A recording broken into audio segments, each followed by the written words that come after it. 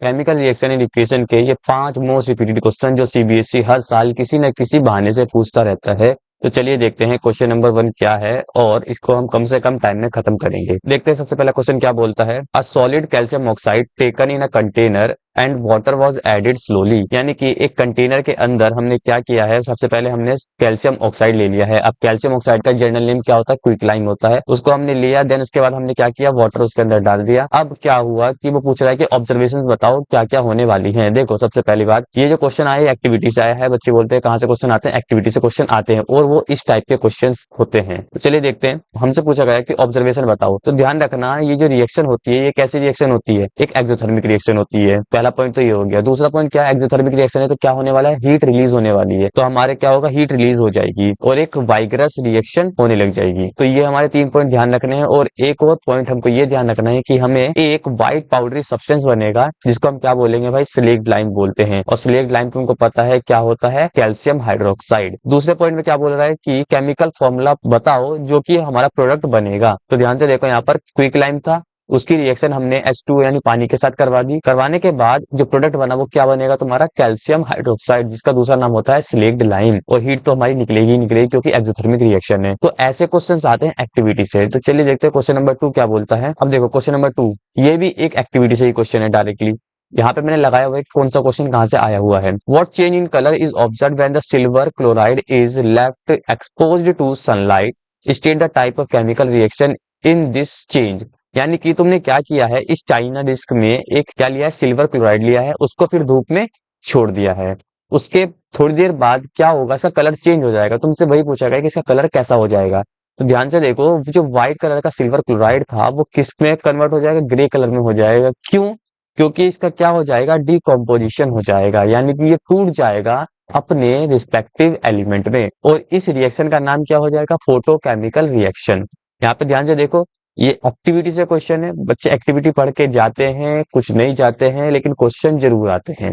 और ये क्वेश्चन बार बार रिपीट होते हैं सीबीएसई के। क्वेश्चन नंबर 3 देखो, write the chemical equation of a reaction in which of the following changes take place, an example of each. एक एक का एग्जाम्पल भी देना है और ऐसी रिएक्शन लिखनी है जिसमें कलर चेंज होता हो और टेम्परेचर चेंज होता हो। अगर बी पार्ट की बात करें, हम टेम्परेचर चेंज वाली रिएक्शन अभी करके आए हैं क्विक लाइम वाली। क्विक लाइम में क्या हो रहा था, हमने CaO लिया, उसका रिएक्शन पानी के साथ करवाया तो यहाँ पर बहुत सारी हीट निकलने लगी थी, है ना। तो ये तो हम करके आ गए ना। तो यहाँ पर देखो मैंने वहीं से ये कॉपी करके यहाँ पे डाल दिया है। इसको तुम्हें लिख देना है, इसकी रिएक्शन क्या होती है, ये वाली रिएक्शन जो यहाँ दी हुई है। तो बी पार्ट का आंसर तो ये हो जाएगा। दूसरा पहला पार्ट क्या बोलता है, चेंज इन कलर। अब ध्यान से देखोगे, चेंज इन कलर वाली रिएक्शन ये तुम्हें दिखाई नहीं दे रही। यहाँ पर हम क्या कर रहे थे कि आयरन नेल को हमने लिया, उसको कॉपर सल्फेट सॉल्यूशन में डाल दिया। उसके बाद क्या होता है कि इसका जो कलर होता है वो डिसअपियर हो जाता है, बिकॉज जो Fe होता है हमारा वो स्ट्रॉन्ग होता है कॉपर से। तो ये इसको इसकी जगह से डिस्प्लेस कर देता है, तो FeSO4 बनता है और यहाँ पर तुम्हारा बन गया Cu। तो ये रिएक्शन लिख देनी है इस पार्ट के लिए। चेंज इन टेम्परेचर के लिए लिख देनी है कैल्शियम ऑक्साइड वाली रिएक्शन।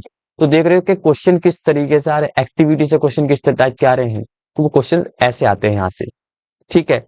यहाँ पर ब्लू सॉल्यूशन था वो ग्रीन हो जाता है क्योंकि आयरन सल्फेट बनता है, ठीक। अब देखते हैं क्वेश्चन नंबर 4 क्या बोल रहा है। देखो यहाँ पर, in the electrolyte of water name the gases liberated at anode and cathode. पहला पॉइंट, एनोड पे कौन सी गैस जा रही है और कैथोड पे कौन सी गैस जा रही है। Why is that the volume of a gas collected at one electrode is 2 times that on their electrode. यानी कि जो तुम्हारी इलेक्ट्रोड, एक इलेक्ट्रोड पे तो 2 टाइम्स होगी दूसरे के कंपैरिजन में। ध्यान से देखो, सबसे पहले क्वेश्चन क्या बोल रहा है, नेम द गैस लिबरेटेड, कौन सी गैस निकलेगी। तो कैथोड के ऊपर हाइड्रोजन गैस निकलती है और एनोड के ऊपर ऑक्सीजन गैस निकलती है। क्वेश्चन कहां से आया, चैप्टर 1 की सारी एक्टिविटी से क्वेश्चन आए हैं। ये वाली एक्टिविटी तुमको ध्यान होगी। यहाँ पर क्या होता था, 2 टेस्ट ट्यूब में होल किए, देन उसके टर्मिनल्स को कनेक्ट कर दिया बैटरी के साथ, तो ये इलेक्ट्रोलाइसिस होता है।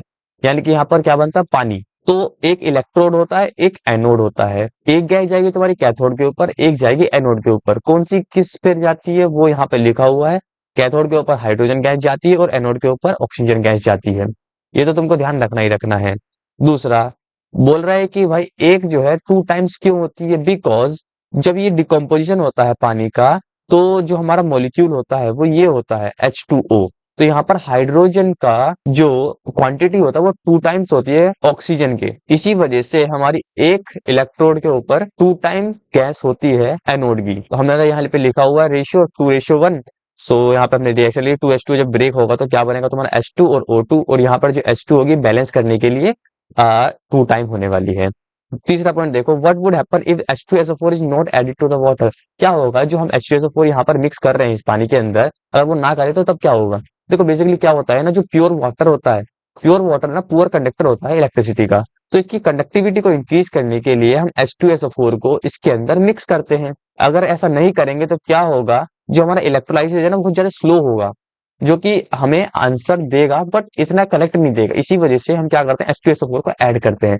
क्या करने के लिए, कंडक्टिविटी को इंक्रीज करने के लिए, बिकॉज प्योर वाटर हमारा गुड कंडक्टर नहीं होता है, पुअर कंडक्टर होता है। सिंपल सा क्वेश्चन था, सिंपल सा ही आंसर है। और कहाँ से क्वेश्चंस आ रहे हैं वो तुम्हारे यहाँ से आ रहे हैं, कहाँ से, एक्टिविटी से। क्वेश्चन नंबर 5 देख लेते हैं। अ shining metal M burning gives a Darjeeling white flame. जो पढ़ के गया होगा उसको इसी लाइन से पता चल जाएगा कहाँ से क्वेश्चन आया हुआ है।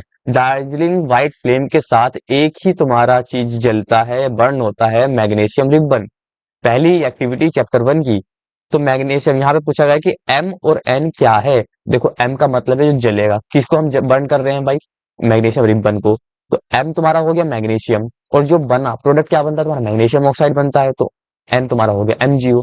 कुछ था इस क्वेश्चन में, कुछ भी नहीं था। M और N तुमने बता दिए। Represent the above reaction in the form of balance chemical reaction. अब केमिकल रिएक्शन लिख दो इन दोनों की, तो सबको आती है ये, Mg प्लस O2 तो MgO हो जाएगा, सिंपल। तीसरा क्वेश्चन क्या, does M undergo oxidation reaction. क्या एम क्या था हमारे पास, मैग्नीशियम, इसका ऑक्सीडेशन हुआ ही नहीं हुआ।